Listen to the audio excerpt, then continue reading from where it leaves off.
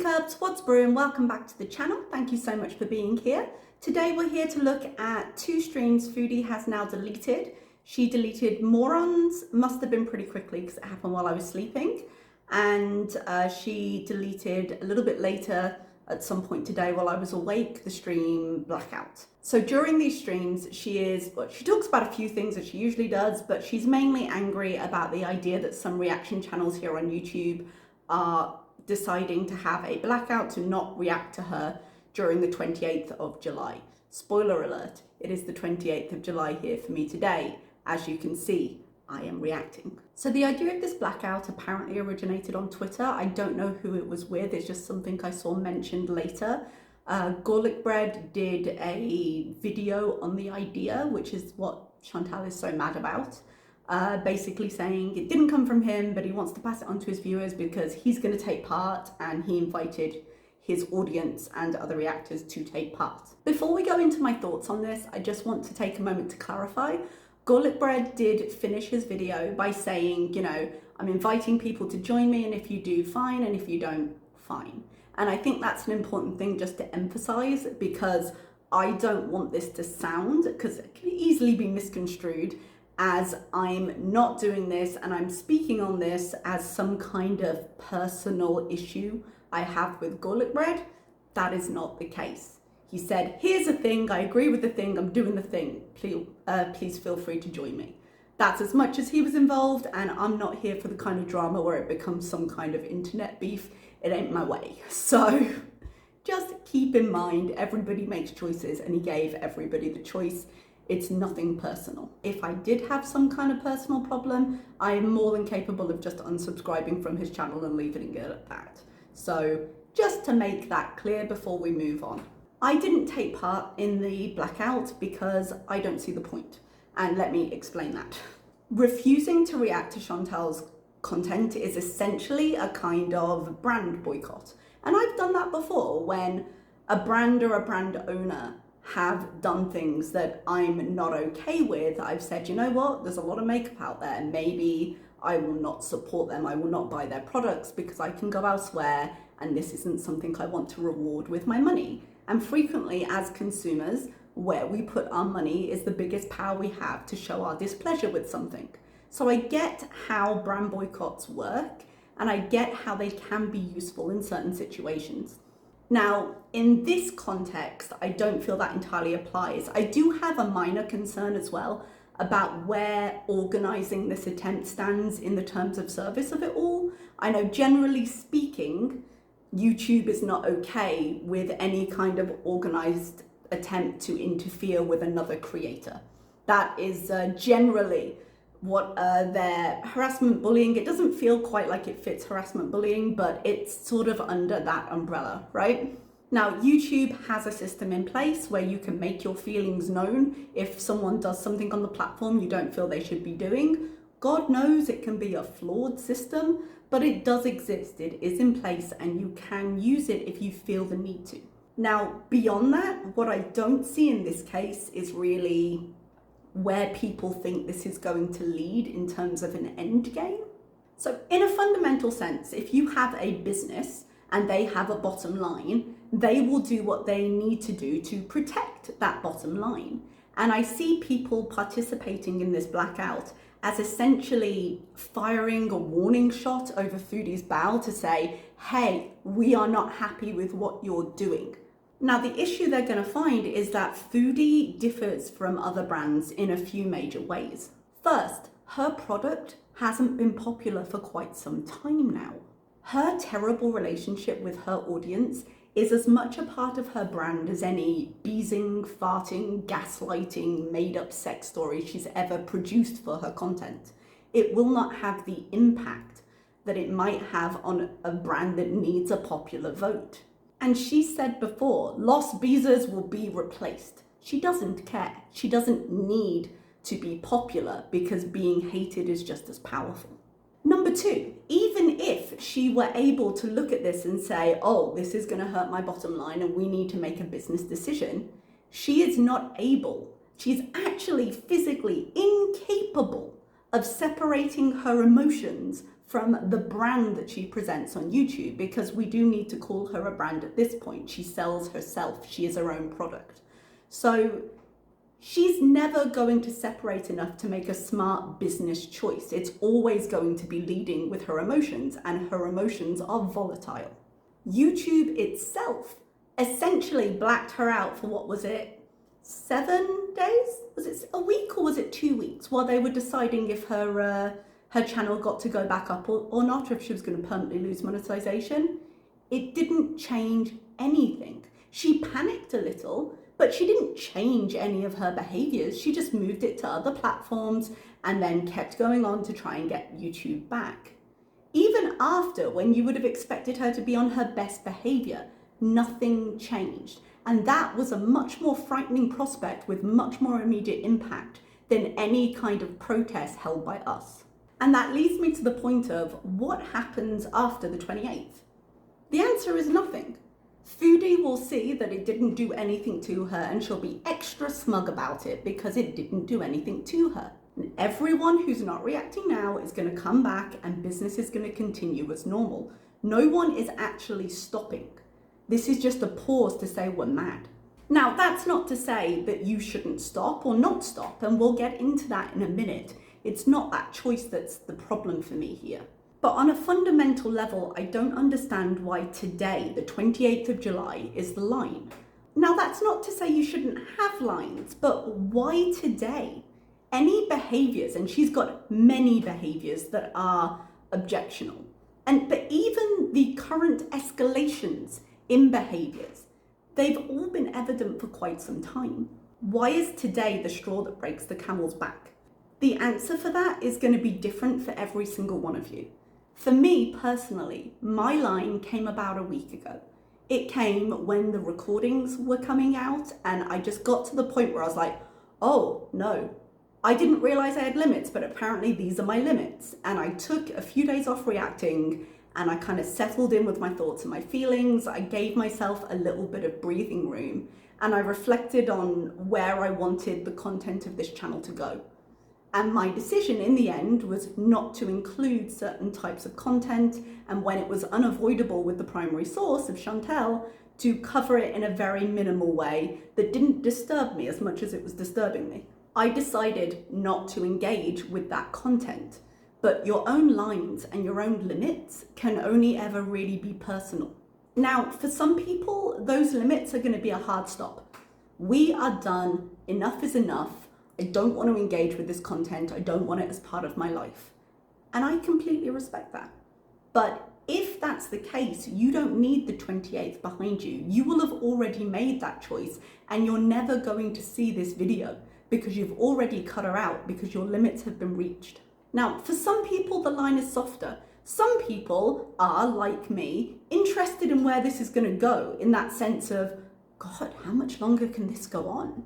But they don't feel comfortable directly supporting her, so they do it through a buffer of a channel like mine, where they kind of get the broad strokes of what's happening and they get to talk about it because some of it's nuts, but they don't have to feel like they are directly supporting her with a view. That's actually something I frequently hear in my comments, and I think as the fatigue of the community goes on, it's a stance more and more people are taking. Now, I respect the reflections of my audience members, of the viewership of people who have looked at their emotions and just said, no, I gotta back off. I can't stand this anymore. Everybody has that point somewhere within them. Where it is different, but it's somewhere within them. As I said at the end of my last video, if you need to back off and if you need some space, then you go and do the thing.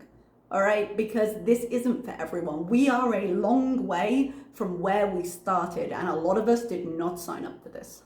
It's totally okay to need a minute and need a little bit of space while you make a decision, or just to have a little bit of breathing room.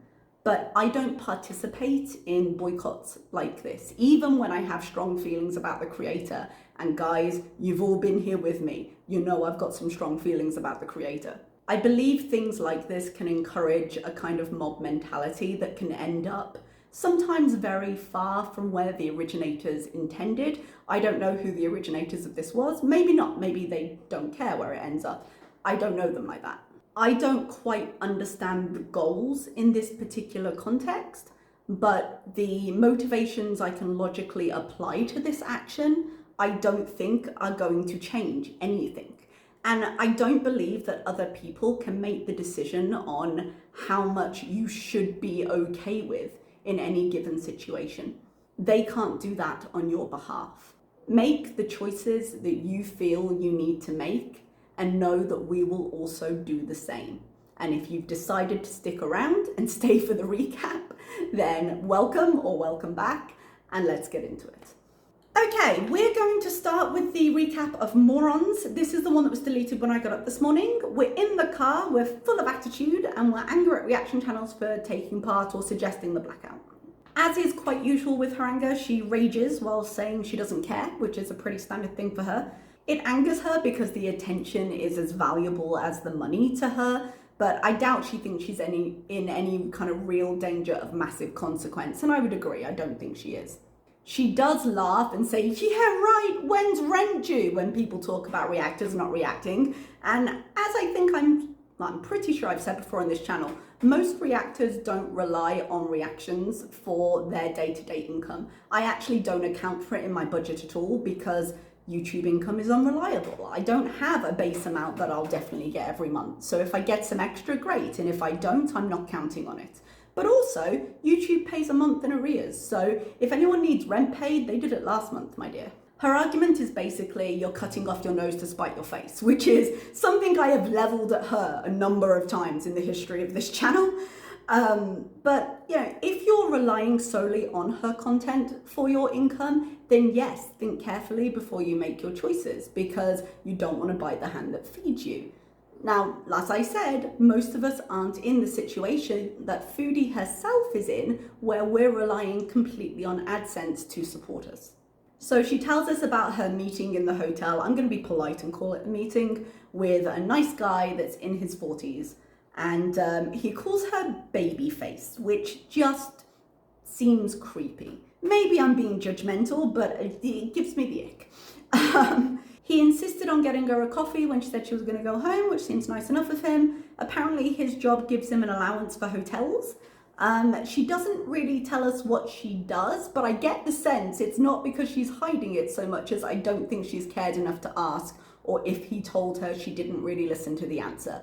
Nevertheless, she defends it by saying she's not going to share anything on here about him, which would be quite the path not trodden for her in the history of this channel. Be lovely if she didn't share, but I'm sure she will eventually. She said he was kind to her when she took her wig off, which is nice, it's a vulnerable moment, you know, and the fact is both parties have got to see if they're going to be okay with each other. This was just a hookup, but she's clearly told him that she wears a wig and he's trying to be nice to her about it, which I think is nice. I'm going to get stuck using the word nice as much as she did for this. She claims she showed him her channel and told him about the drama, which raises the question of exactly how soon in a meeting do you have that conversation? Like, the wig is something you can kind of broach because if men aren't going to go for it, they're not going to go for it. You may as well know before anyone gets involved.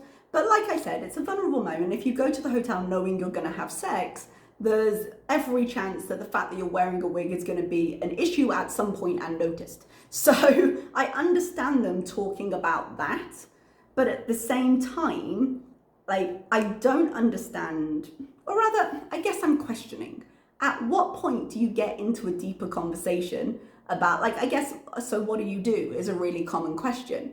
But you don't want to bombard anyone with any really heavy topics when you're just starting out, right? And Foodie's online presence is a lot to take.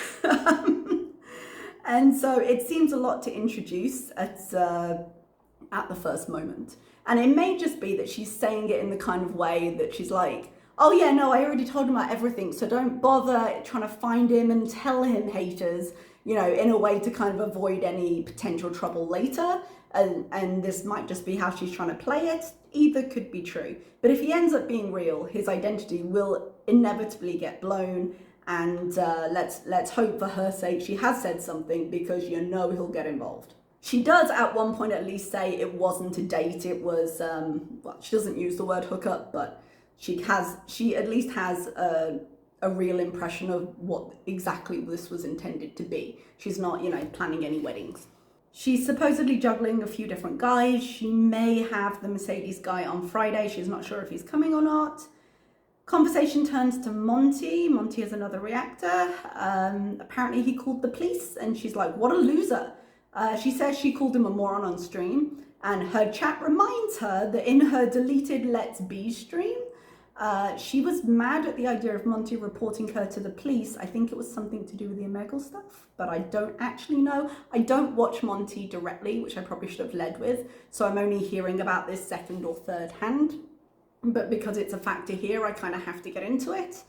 So she had said, then I'll make up some bullshit to have you arrested for no reason at all. And she claims not to remember it and that it was probably a joke because gaslighting queen. But that is what she said to this dude. Now, I generally advocate for hands off when it comes to Foodie Land. Yeah, you know, I'm just like, she's on the internet and I'm watching it. It's a TV show. I don't think the police needed to be involved here. She doesn't even bother pressing the button to report the channel, something she says is incredibly easy to do. So I very much doubt she would have taken the energy to follow through on the threats of going to the police. And if she did, there is a literal video on the internet of her saying, yeah, I'm going to do that and I'm going to make something up, which I think is a much more powerful card to be playing if it ever happens. So I really don't think there was any reason to go to the police, because she's already recanted one story with the police. It would have been really easy just to knock her down a peg if she did. There's some talk about sex positions. There's a lot of talk about sex positions that I don't really want to go into and I'd rather not have in my brain. Repeats that they're going to bees and she's looking forward to the break from reactors. She says men like her because they like her face, they like her body, they like her bubbly personality. She's described herself as bubbly before, and I still don't quite get where she's coming from with that, but clearly she would have a different perspective on it. But it does make me think about what it must be like to meet Foodie for the first time, because the image she presents when she goes on this date is a lot more carefully crafted than anything she puts on the internet. And if you remember in the way back machine, when Chantal was first becoming known, to me at least, because I followed ALR, and then from there, basically Foodie at first was known as kind of the nicer Canadian ALR, because ALR at the time was having a very bad time with her online rep, and Chantal was just considered nicer, if you can believe it. And as an audience, we can't separate her from her history and from the things we see online. So our vision of her is colored by those things. But just meeting her fresh, putting on the front, I wonder what kind of image you'd get of her. Because it's something we can never do. We can never meet her for the first time again. It must just be a completely different thing to be presented with Foodie without this framework, I guess, is the best way I can put it. So from there, we're going to move on to the next stream, which is called Blackout. This stayed up for quite a long time, and then she apparently changed her mind. I guess she must have had a nap. So she turns on the camera, she says a few hellos, and then she walks off the way she does, and her and Pete's chat for a little bit while she looks for a lighter. Again, I really wish she'd stop smoking. Like, even if you don't want to stop taking drugs, stop smoking. Your lungs, stop smoking.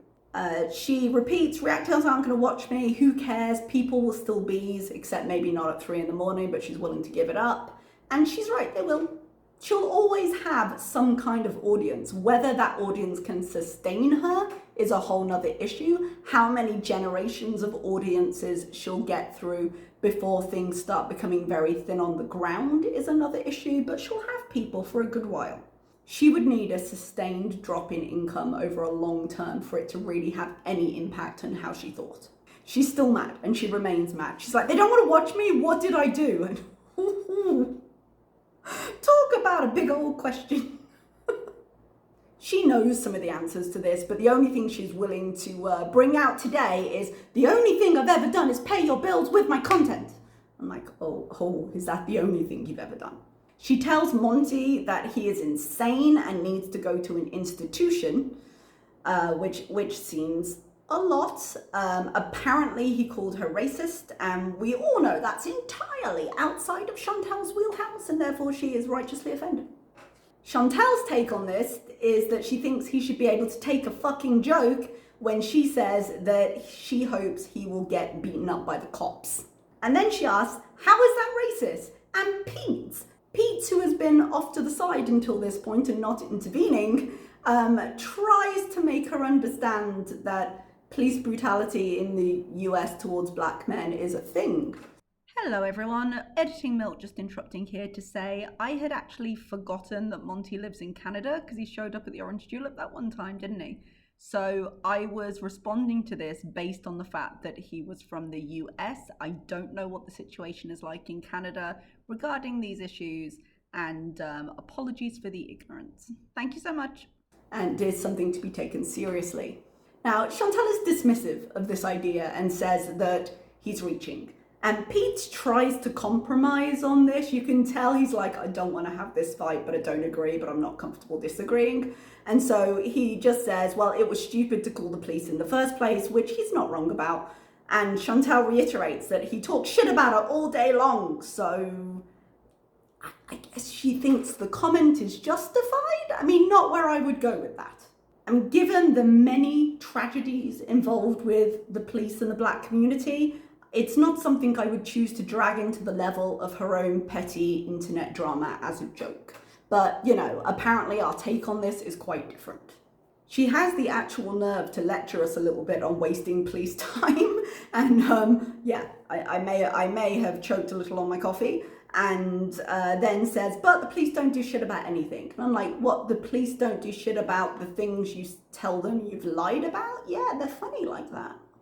She throws some more insults at reactors and says they're proving nothing. She is still asking what she's done to deserve boycotting. I think there are 1,000 reasons not to watch her channel, and we've discussed them ad nauseum at this point. But as I said, the timing doesn't feel like it makes sense to me here, which might be what she's going on about. Because she's got the memory of a goldfish. So if she didn't do something in the last 3 seconds, and even if she did, she'll say she didn't and that you're misunderstanding her. But if she hasn't done something right this instant, then how dare you? People bring up the fact that she platformed Nada and she gets mad, unsurprisingly. She said, I didn't know what he was like to this degree. And I'm like, well, that's not the same thing. Not knowing what he's like and not knowing what he's like to this degree, even at the point you made that channel for him, you knew he had parts of his personality that were not okay. You had your doubts about him. Is that the same thing of knowing to the fullest extent? No, but she didn't care. Just as she didn't care when she broke up with him and she went back and she loved him and behind the scenes and you don't understand my feelings, you guys. She didn't care because she wanted to present them as part of a YouTube couple. So she made him a YouTube channel to kind of start fulfilling this dream she had going. Number 2, she says he would have made his own channel. He made his OnlyFans, which is harder. But would he have made it without you assisting him to get to this point? Because without you, he didn't even know how to turn on a live. Do you remember when she was trying to sneak out of his house and she was like, okay, and she put the camera on, okay, it's going. Do you remember that? Because I remember that. He doesn't know how to do even the most basic things. He knows how to now, and therefore, either with assistance or with some practice from the skills you taught him, he's been able to open up accounts elsewhere. So she makes the argument, well, making an account is just pushing a button. Starting a live is just pushing a button. You had to do that for him. And then she argues that, you know, it doesn't count because she exposed it all later. And I was like, you got caught in lying is not the same as saying you exposed his lying, but I'm not willing to get into this conversation again. So she goes back to the line that we are all shaming DV victims. She says, essentially to spite reactors, that she should do a 12-hour live stream and then donate it all to DV victims. And yes, please do that. Please do more good things for humanity to spite us. I would love that. I'd be here for it. I don't think she knows if she really wants us there or doesn't want us there, but whichever one she wants. If it means her doing a 12-hour live stream to help DV victims and get them some money, sure. Go for it. I'm not going to stop you. She makes the point that we aid in the attention, so black yourselves out. And it's true, if you consider reactions as a continuation of the conversation, we are all playing parts in the community. We're absolutely doing that. And that goes back to what I said in the discussion at the very beginning of this stream, which is that you have to decide where your lines are and what you do with your content and where you're willing to interact and where you're not. And only you can make that choice. She says we're supposed to be objective, so why don't we sit the fuck down? No. What on earth made you think that? Objective was never in the brief. I'm giving my opinion on what you produce. Like, I give no promises to impartiality. I'm not a court judge. I don't have to be fair to both sides. I'm a troll on the internet. That's kind of the opposite of why we're here. We're here to give our opinions. You don't have to agree to our opinions. You don't even have to listen to them. But I don't owe impartiality to anybody. She shows us her dress, which is a bit of a topic change, but I'm here for it.